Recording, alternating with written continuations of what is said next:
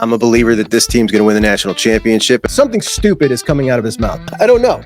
Maybe it's just my age. He needs his vote pulled immediately. And of course, yes, a season like this has to have a name. Let's talk about something good about Justin Frye. What are you doing? Season of dreams. Ohio State, my guys, are either the best or the second best program in the history of college football. This guy is a bonehead. They love him. I question your judgment as an adult. I really do.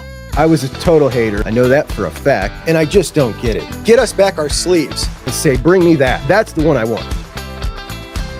And welcome into Juckonbucks. Appreciate you so much for joining me. It is, look, I just got home, guys. It's late, early morning Friday. I left my hotel room at 6 a.m. on Thursday morning from Pasadena, California, and headed to LAX. And lost, obviously, 3 hours coming home, but just a marathon travel day that included a very unfortunate incident on a plane with, emergency calling for a doctor on board for a gentleman who was having a seizure, an older man, and the plane got put into like super drive. I've never felt a plane like that move like that. And it was, there was a doctor and he was able to come running up and like help this guy. Stretchers waiting to take him off when we got there, but just a wild day of travel. Of course, that delayed some things and it is what it is. It happens. I don't know if the guy's okay, but it looked like, it was working out well when I parted ways from the situation, but a crazy day, but obviously some football to talk about. And I got stuff on my mind that I got to unload before I go to bed because the field is set now. We have Notre Dame has upset Georgia and not really much of an upset. I think a lot of us picked Notre Dame. I picked Notre Dame to win the game. This Notre Dame team, a little different. This Georgia team, a little different. Let's be honest. Yeah, they were missing Carson Beck, but they were not the Georgia that we've become accustomed to. They just weren't all year.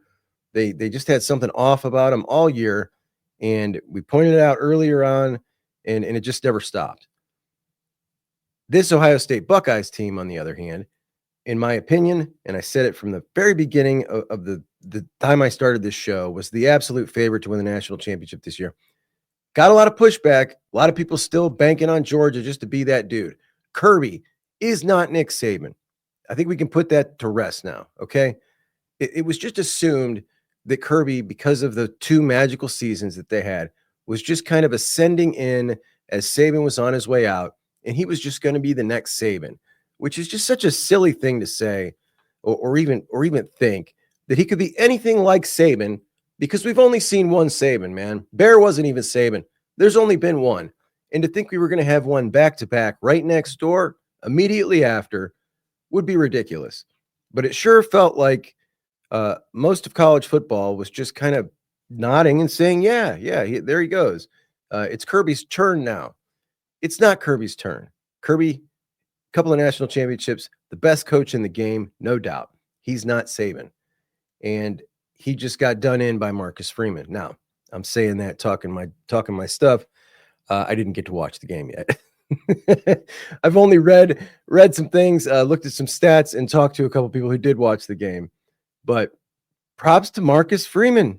Marcus Freeman, Buckeye alum, a guy I loved when he was a Buckeye, who has taken a couple shots, but I don't know, man.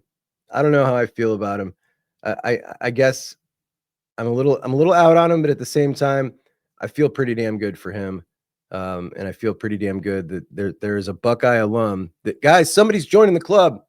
Somebody new is joining the club that currently is only occupied by Dabo and Kirby. Somebody new is joining that club. The contenders, Ryan Day, Steve Sarkisian, James Franklin, and Marcus Freeman.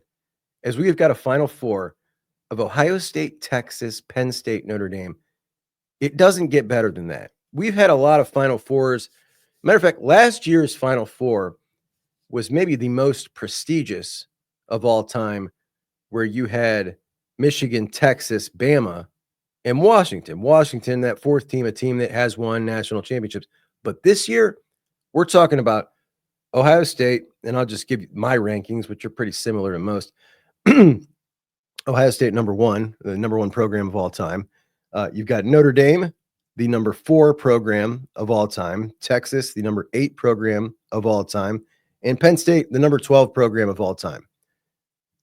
These are the 4 most prestigious programs we've ever had playing in this thing in the Final Four.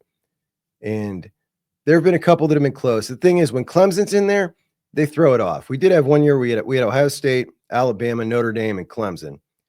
And some people who might have a misinterpretation of what Clemson is historically might think that was it. That's not.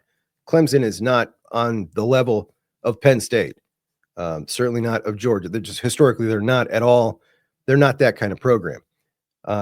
So the most prestigious, this is the coolest 4 that we could have. I mean, this is really awesome to have Indiana, Ohio, and Pennsylvania represented in the Final Four. I mean, that's pretty cool. So I'm really digging this. And we get to see Marcus Freeman and James Franklin face off for a trip to the national championship on one side, and Ryan Day and Sark on the other. And I think that this is just going to be awesome. It's going to be awesome. I'm so stoked for this Final Four. But obviously, I'm getting back from the Rose Bowl. And what a trip it was, guys. What a trip it was. Out to Pasadena, my first ever time. And I went maybe 2.5, 3 years ago out to Southern California. It was the only time I've ever been out there. Not anywhere near Pasadena. So this was my first trip to that area. My first trip to seeing the stadium, taking in the game. And there's a huge risk for me. And I'm sure many of you guys, well, I mean, look, we're all psychos around here who live and die by the Buckeyes. And when you pay that kind of money to roll the dice, to take a trip like that, to go watch the Buckeyes play in a huge game, whether it be a bowl game, national championship game, whatever, or even just an away game, it's a big investment. It's a time investment. And should the Buckeyes lose, it's ruined. It's done. No, there's nothing I would have enjoyed. I would have hated the Rose Bowl forever. I would not have come home thinking I'm glad I did that. That's not the way I operate. If we'd have gone out there and lost, that would have been 100% a waste of my time, money, energy, and I'd have been pissed off and had a bad taste in my mouth about that trip forever. There's no coming back from that. I've been on those trips and the Buckeyes have lost. I know how it goes. I wouldn't have liked it. I hate every moment. I hate every memory of games like that. And there's no coming back. So luckily for me, the Buckeyes made it one hell of a memorable trip to my one and probably only Rose Bowl I'll ever go to, because the people who say that should be the spot that hosts the sport forever for the national championship every single year are the people who get the pretty press passes and things that take them to the front of the line as they drive in and out of the place. It is a flipping nightmare to get in and out of the grounds of that place. And obviously, like, you got logistically mountains surrounding it. So there's really only one side you can enter the stadium from, which presents some issues when you're talking about 100,000 inside and everything else that goes on outside. The stadium itself, I wasn't horribly impressed. It just reminds me, the layout of it, the saucer shape of it. It's like the Big House a little bit, which is, there's not great memories about that place. But this was all about the game. It was all about a mission that the Buckeyes were on. And quite honestly, it felt to me like I was on a mission too. I was taking my old lady out there and we were going to watch the Buckeyes kick. And that's exactly what happened, man. And I went into that thing excited and confident. And I was confident because the last time the Buckeyes played the Ducks, they screwed up. They were ill prepared, and they had corrected everything that they didn't have ready for last time. Like, it's an indictment on this staff. The things that they weren't ready for when they went to play that first time. For one, the Ducks controlled the trenches on both sides of the ball in match number one. It was infuriating to me. I did not think that would be the case, but they did. I hated admitting it to myself, but they definitely won both sides of the ball. Incredibly disappointing in the trenches. Dylan Gabriel was so incredibly accurate in that first match. Will Stein, the Ducks offensive coordinator, I got a ton of respect for. This guy's like a crazy good offensive coordinator. I didn't quite have that same respect at the time, but I think he straight up embarrassed Jim Knowles. He was so good. Denzel Burke putting himself in horrific positions over and over and over.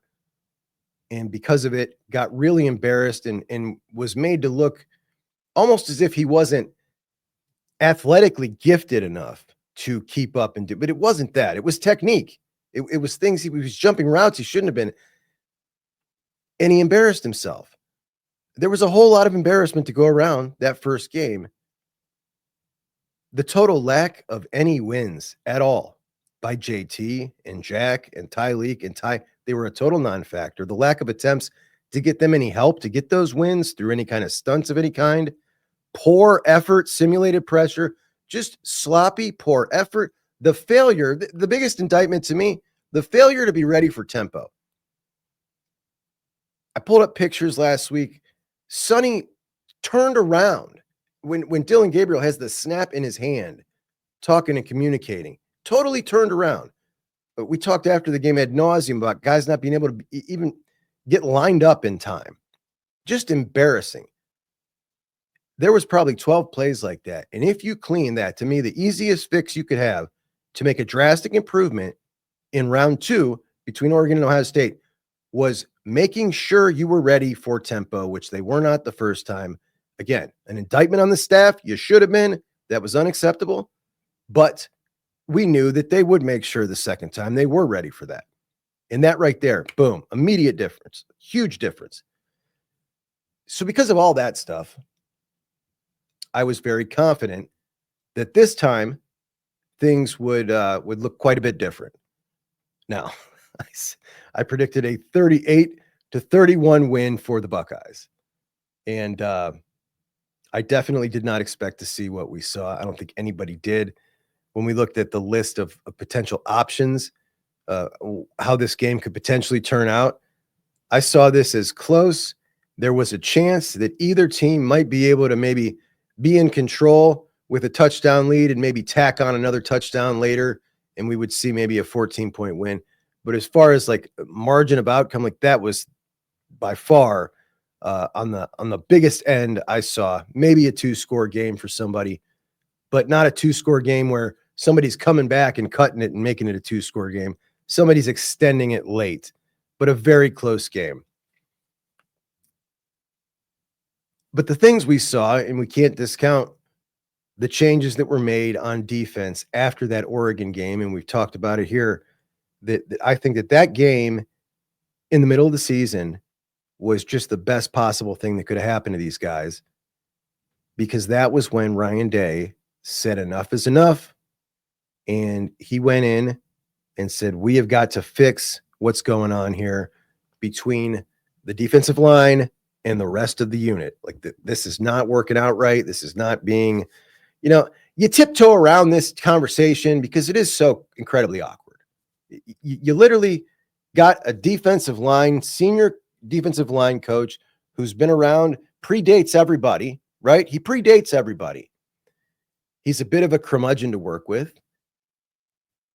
And if we want to ask, like, how do we assume this really went? I assume this went, look, Jim, here's the deal.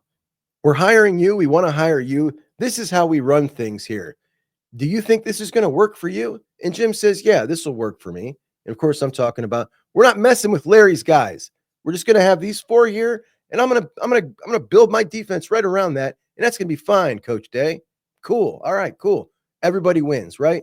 Except for when everybody's not winning and the defensive coordinator wants to make some changes. Well, then things get a little And that went for 2.5 years. Now, normally things are just fine. Ohio State's usually kicking everyone's butt. They're 90% of the time the favorite. Sometimes it doesn't go fine. And Ryan Day put his foot down and said, that's it. Jim's going to do whatever the hell Jim needs to do, and it's going to happen right now. We're never going to have another day like that again. And again, that was not the only problem. Far from it with the defense. But that was addressed, and it was addressed finally and firmly. And ever since then, it's been a totally different look on the defensive line. We've seen so many different packages. We've even seen the jack. We saw the jack the next game, for crying out loud. Things have been different. So 100% that happened. We know it because we saw the jack the next game. Like, that's it. That's all the proof in the world. That definitely happened. That stuff was rumored forever, and it was just thought to be rumor. And you even had the PR wing coming out and admitting that, like that yes, that was a real thing, which it's almost mind blowing, to be honest. It is mind blowing, but at the same time, you can kind of see how it happened. Like, obviously, I've thought about this a lot. Like, that was the story I came up with. Like, how could a head coach possibly find himself in this situation where the defensive line coach is dictating what the hell he's going to do with his group, and everybody's just like, okay, well, just let him go. And that's the best I got. And I guess I'm just going to stick to it because that's the best I got. Anyway, enough about that. Let's get to the bowl. Now, heading into that game, I want to say the day before, it was about 70-30 Duck fans to Buckeye fans. And I was stressing because I felt like, man, it seemed to me like we had the momentum turn after the Tennessee win, where there was a whole lot of Buckeye fans who leading into that game. And we're going to get into this, guys, this week. Like, I want to document what's going on here because this is the oddest period that I've ever had as an Ohio State fan. And you too, whether you've recognized it or not. But the week before the Michigan game, from that moment through the Michigan game up until the Tennessee game, that game itself, then leading into the Oregon game and into the Rose Bowl, the absolute oddest period we've ever experienced ever, that featured both one of the worst lows and a couple now of the most random, crazy highs we've ever had. And it just, I got to put it in a snapshot. I got to get my thoughts down on all of it, and I'm going to. But it's so wild. It is just so wild. And when we talk about heading into that Michigan game, this staff, who is a well-respected staff in college football, a staff that we've talked about and called a dream team, right? They went into that Michigan game and coached without being hyperbolic, the single worst game by a major college football staff that we've seen in modern college football history since 2000. Name me one. Name me one bigger, what the hell are you doing, than that. There isn't one. It just so happens that it was our guys that did it. And after that game, the reaction from the fan base was so apoplectic. The reaction from the national media, even the reaction from everybody, until the national media thought and saw Ohio State's reaction and kind of turned it back on the Ohio State fan base. But their reaction was the same initially as well. Like, this is so just unacceptable, disgusting. Like, how could you let this happen? And this team could have obviously went two different ways, right? It could have shut down. It could have laid an egg the following game and just been done. Or it could have did what it did. And we look at sometimes, I think, our sports teams is so different than us, right? These organizations, they're not. They're really similar to things that we've all been a part of. You can equate this to your company. They were going through the threat of the company closing down, right? Like, that's what they were going through. The coach, was he going to lose his job? Was everybody going to be out? Like, they were feeling like they were losing it all. That's the way they were feeling. And they galvanized together. And there's a lot of people coming out saying that that was the best thing that could have happened to them, is losing that game. Now, obviously, nobody who wears this color around would ever say that. But The result of them galvanizing together, yeah, that's the best thing that could happen for sure. The result of them galvanizing together. That game's still out there and still needs to be played again. And we're still going to hear about that game, and we're still not going to like it. And it still holds every bit as much importance to me and many of you as it always will.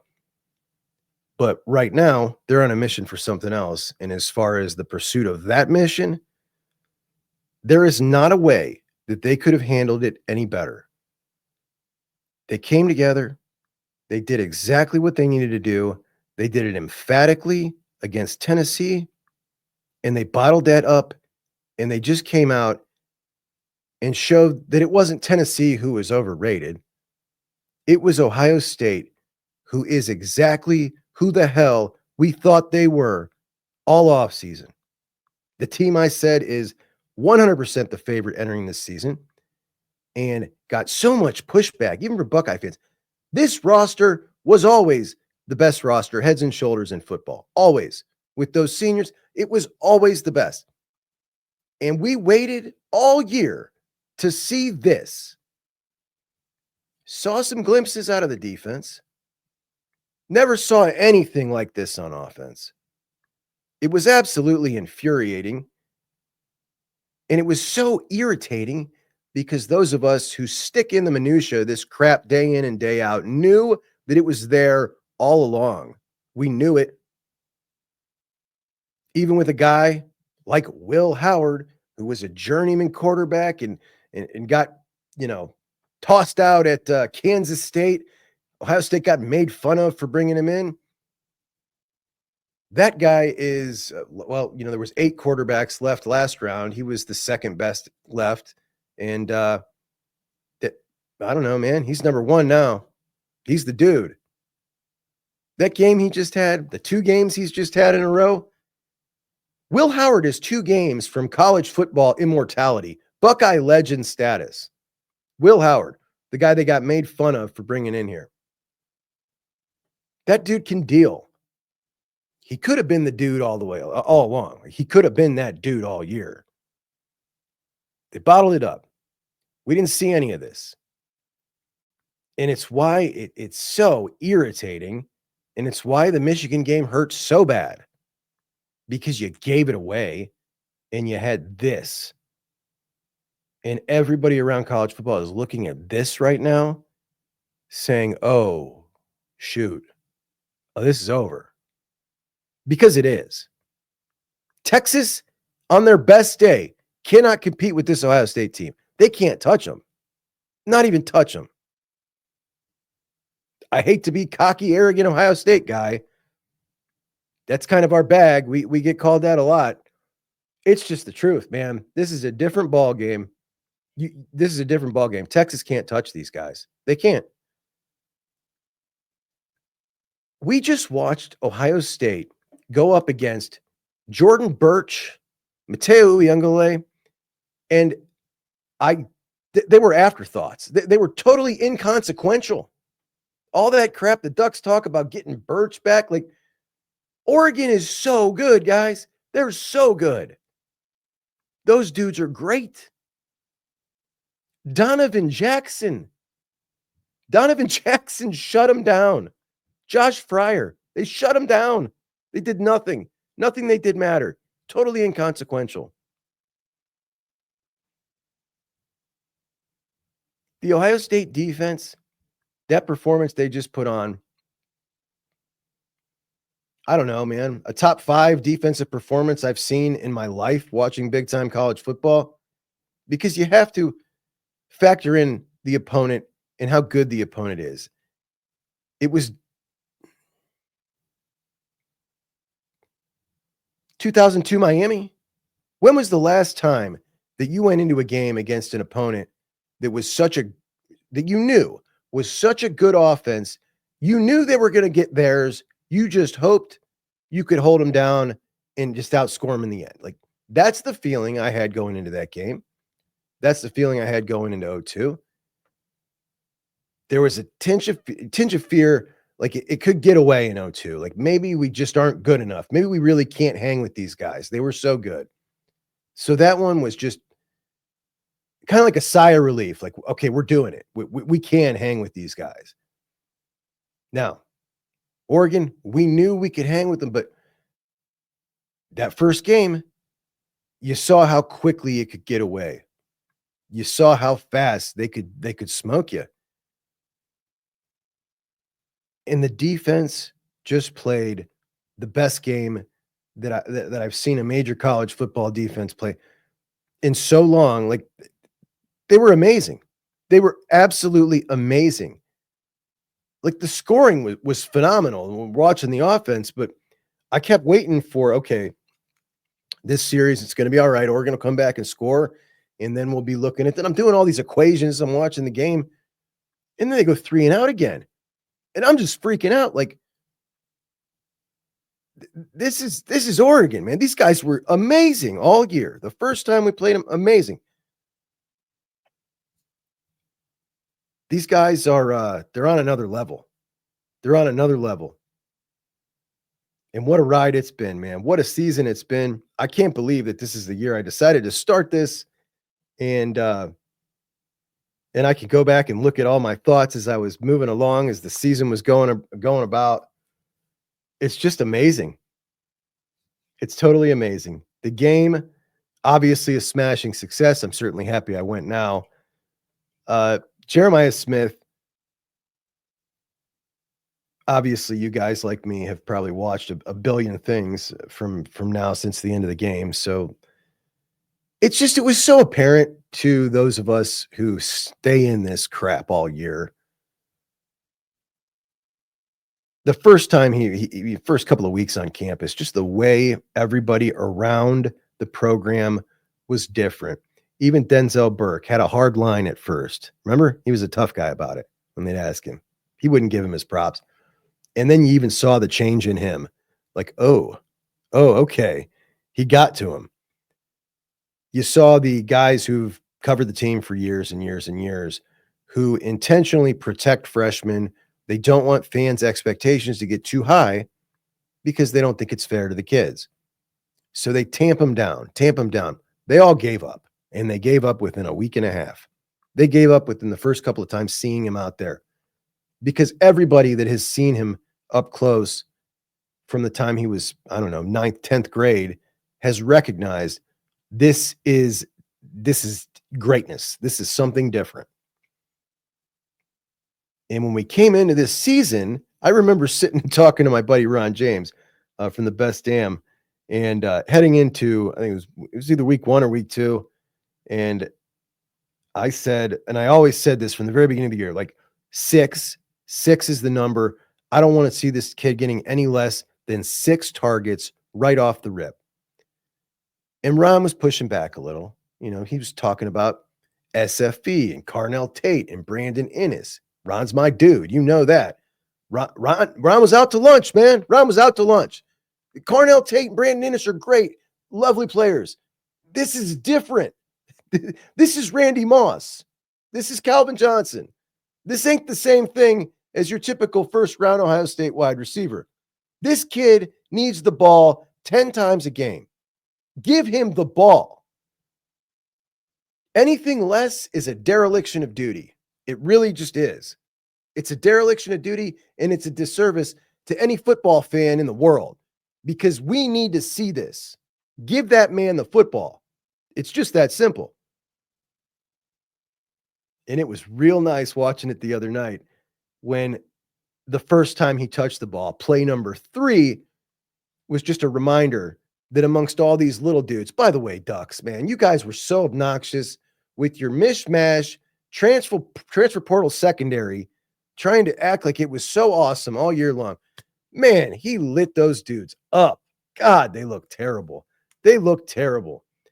You know, I like the Ducks fans around here. I really do. But, you know, we talked a lot throughout the year with the Ducks fans, their first year in here, and they consistently were so high on this secondary, acting like it was going to be so great. Definitely not the case. And the Ducks had a great year. They had a great year. They're a great team. They really are. But we're talking about different levels here. This Ohio State team was this team all year. It was in there all year.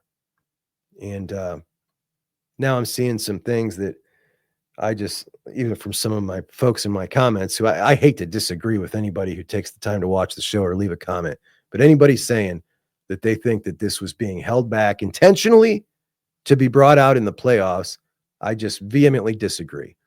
To buy into that, we would have to accept that the man we know to be the most sensitive head coach, and I don't mean that to sound derogatory, because I am too. I've almost quit this show 20 times over my sensitivity to things people say about me. Like, honestly, I get it.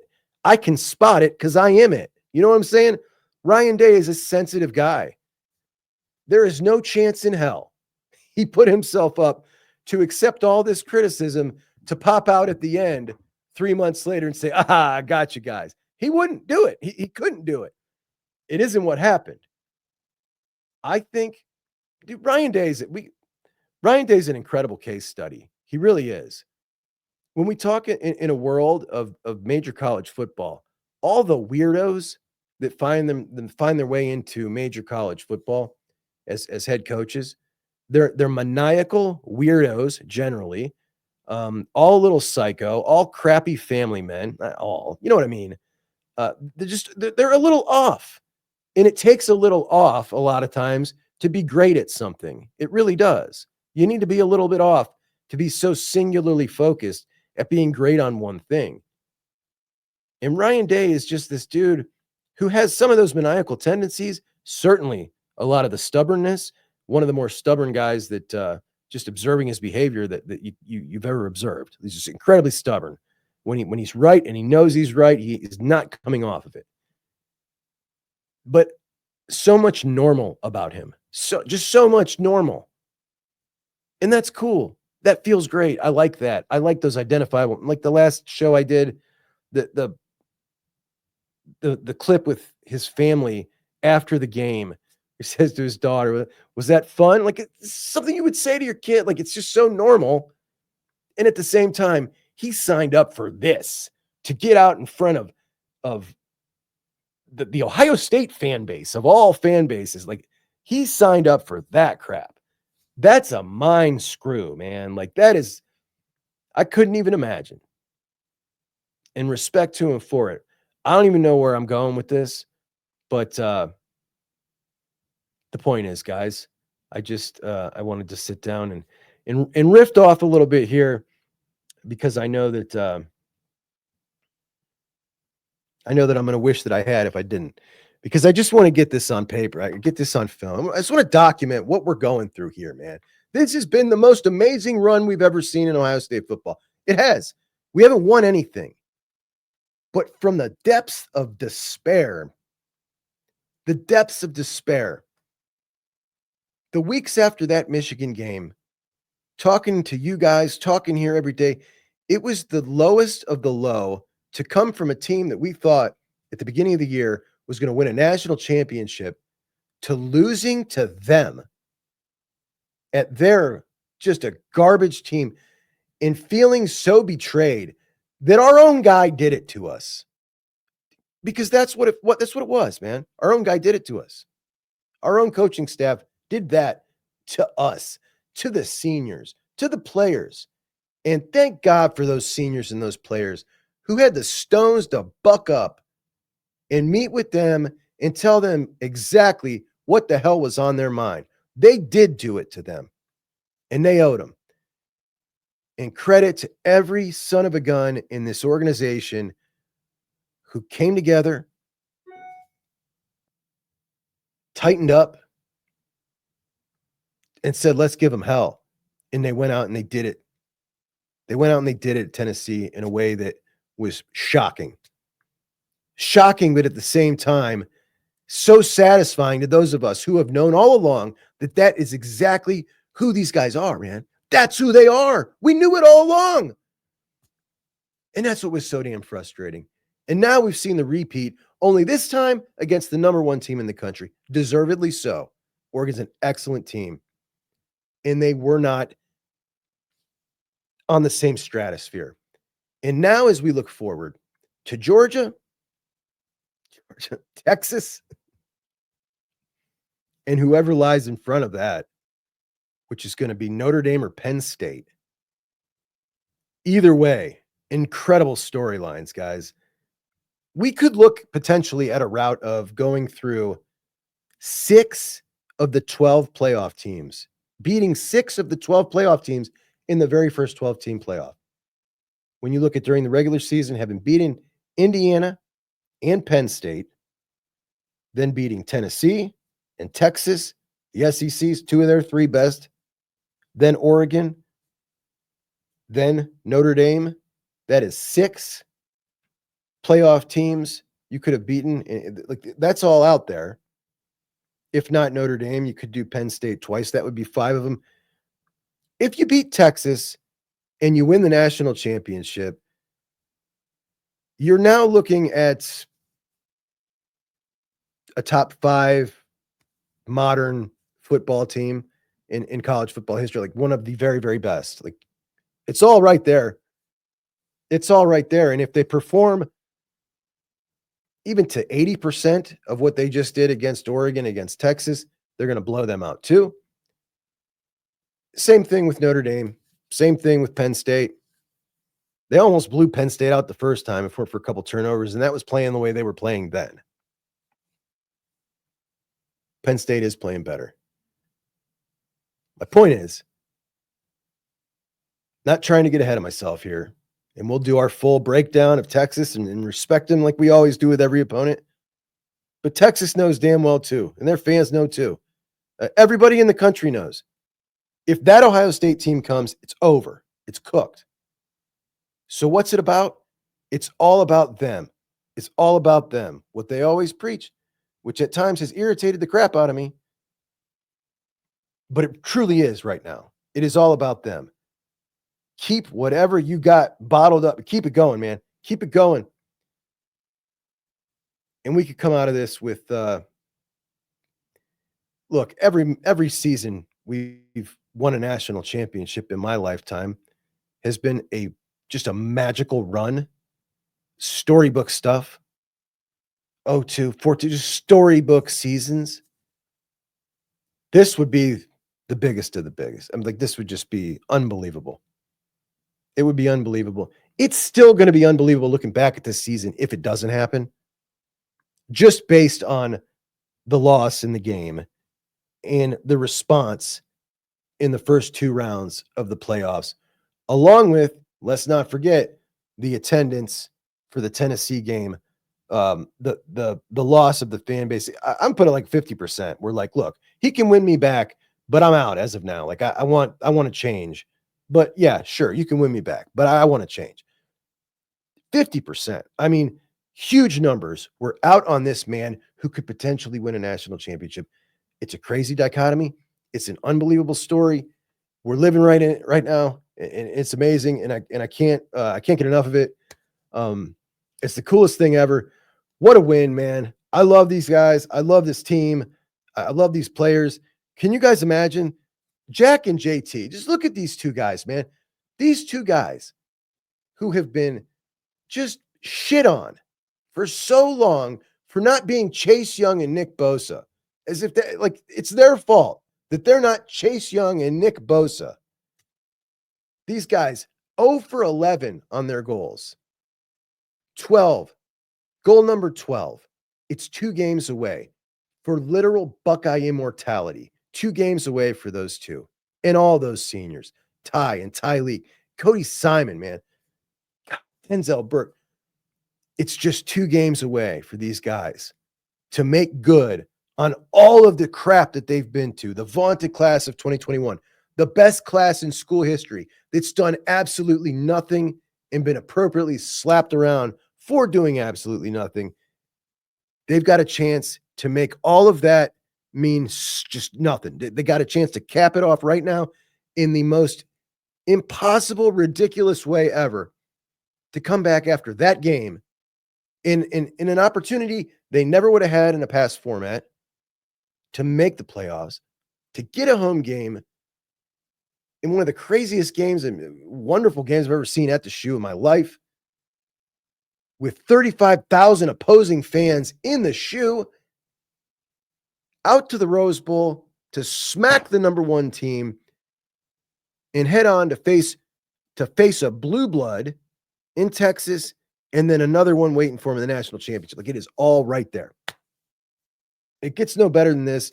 This sport is the greatest sport in the world, and being able to just be fortunate enough to be born and raised in a place where you just happen to be a loyal guy. And look, if I was born and raised in Indiana, I'd be an Indiana fan. I would have none of this joy.